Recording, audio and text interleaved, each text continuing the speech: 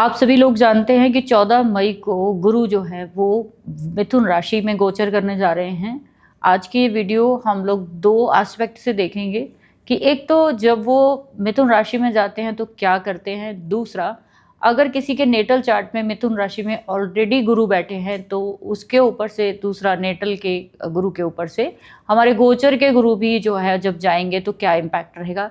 तीसरी इंपॉर्टेंट चीज आप इस वीडियो में सीखेंगे, जब बहुत सारी मूवमेंट एक ही साल में गुरु की होती है राशियों में तो कैसा इम्पैक्ट पूरे वर्ल्ड वाइड और आपके जीवन में पड़ता है। नमस्कार, मैं हूं एस्ट्रो रजनी। आप लोगों का मोस्ट वेलकम है हमारे चैनल अनंत एस्ट्रोलॉजी पर।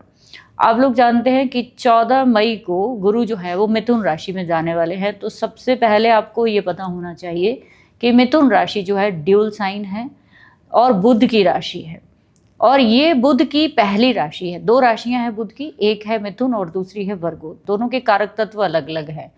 इसीलिए जब मैं मिथुन की बात करती हूँ तो वहाँ पे मैंने देखा है कि ये बुध वो है जो बचपन का बुध होता है, जो करेजियस है, जो मस्त मौला है, जो जीवन में कुछ नया करने के लिए हमेशा तैयार रहता है, शरारती है, चंचल है। ये वो बुध है मिथुन राशि का। अब इसमें जब गुरु आएंगे 14 मई को, उस समय पर ये जो बुध है ये किस चीज़ को डिनोट करता है? सबसे पहले बुध डिनोट करता है आपकी वाणी को। जब गुरु आएंगे तो गुरु क्या है? गुरु जो है वो गुरु ही है, यानी कि टीचर है। तो अब इसको हम क्या कॉम्बिनेशन को बोलेंगे? गुरु वाणी। गुरु वाणी का मतलब है कि आपकी अगर नेटल चार्ट में ऑलरेडी बुध बैठे हैं तो अभी दोबारा से जब गोचर के गुरु भी वहाँ पे आ जाएंगे तो आपकी वाणी में जो है वो तीक्ष्णता, चेंजेस, मैच्योरिटी, गुस्सा, एग्रेशन, ईगो सब कुछ आ सकता है। बिकॉज अगर बहुत सारे लोग हैं जो शायद इस बात को नहीं जानते, और कई लोग जानते भी होंगे कि हमारे 159 का जो ट्राइन है जिसमें मंगल, सूर्य और गुरु तीनों प्लैनेट हैं, तीनों फायरी हैं। गुरु भी कम गुस्से वाला प्लैनेट नहीं है।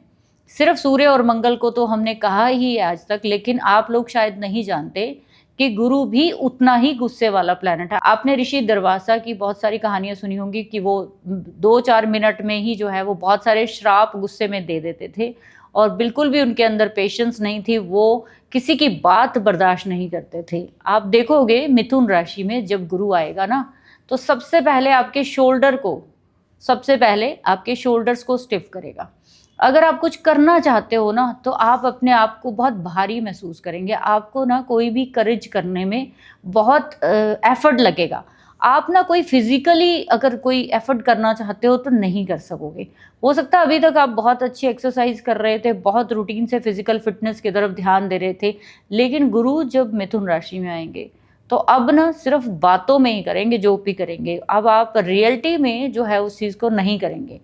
असल में गुरुदेव या कोई भी प्लैनेट, स्पेशली गुरु की बात की गई है कि जिस भी भाव में, जिस भी राशि में बैठ जाते हैं वहाँ पे वो आपको कुछ सिखाने के लिए आते हैं। इसलिए उस भाव, उस राशि से जुड़े हुए कारक तत्व आपके जीवन में कमज़ोर दिखेंगे। तो मिथुन राशि जो है वो भाषा की, कम्युनिकेशन की, mass media, travelling, hobby, adventure और एजुकेशन, इन सब की है। तो यहाँ पे गुरु जब आएंगे ना तो इन सभी चीज़ों पे रोक लगाने वाले, ये आपको प्रेरित नहीं करेंगे। अगर आप करना चाह रहे हो नहीं करने देंगे, बिकॉज गुरु सबसे बड़ा प्लैनेट है।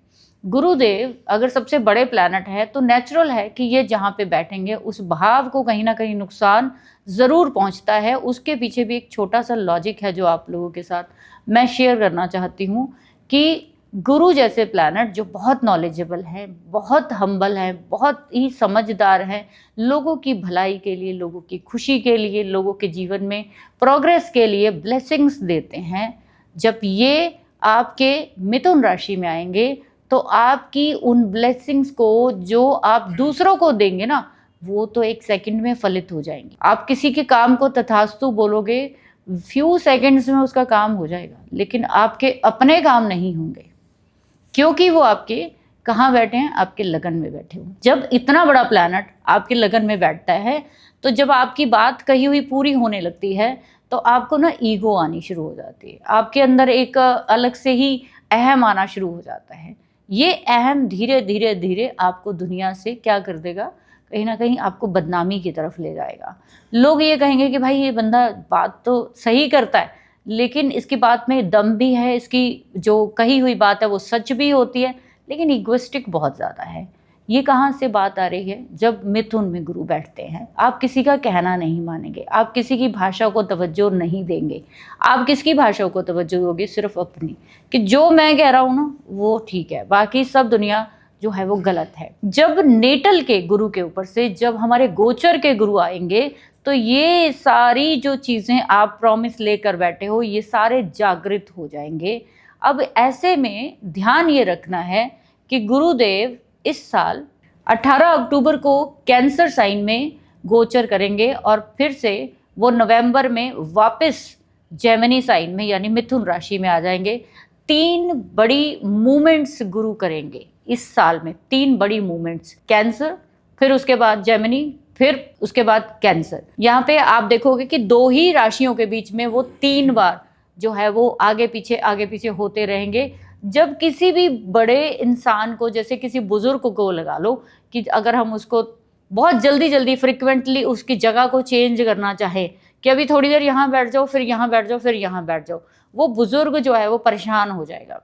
इसीलिए आप देखोगे इस साल गुरु, एक तो वैसे ही 18 मई से आप देखो कि जुपिटर राहु का ट्राइन होने जा रहा है, उसके बाद ये 3 बार अपनी मूवमेंट को ही फ्रिक्वेंटली चेंज करेगा मई से लेकर दिसंबर के बीच में।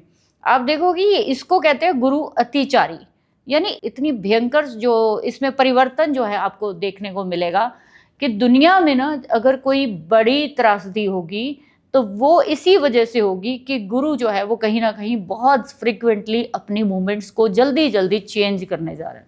इसके बाद आप जरूरी ये भी चीज़ें देखेंगे कि जब नेटल के गुरु के ऊपर से गोचर के गुरु जाते हैं तो वो वहाँ बैठकर आपके जो 5th एस्पेक्ट आपके 7 नंबर साइन पे डालेंगे, 9th एस्पेक्ट आपके 11 नंबर साइन पे डालेंगे। एक तरफ से तो ये पॉजिटिव है और दूसरी तरफ से ये नेगेटिव है।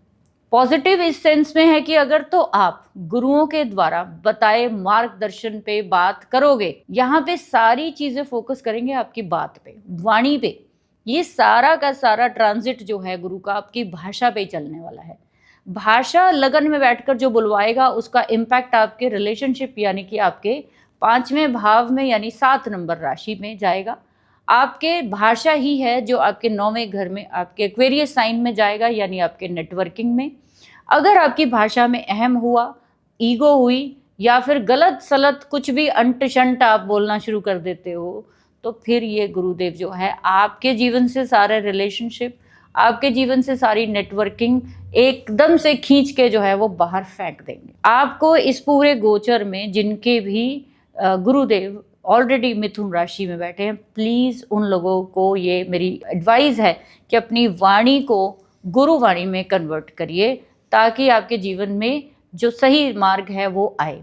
आपको प्रैक्टिकल रेमेडी यही करनी है कि एक तो आपको अपने दांतों का ध्यान रखना है, अपने नर्वस सिस्टम का ध्यान रखना है, अपने शोल्डर का ध्यान रखना है, हाथों का ध्यान रखना है। कोई ना कोई अगर रोग होगा तो इन्हीं से जुड़ा हुआ होगा।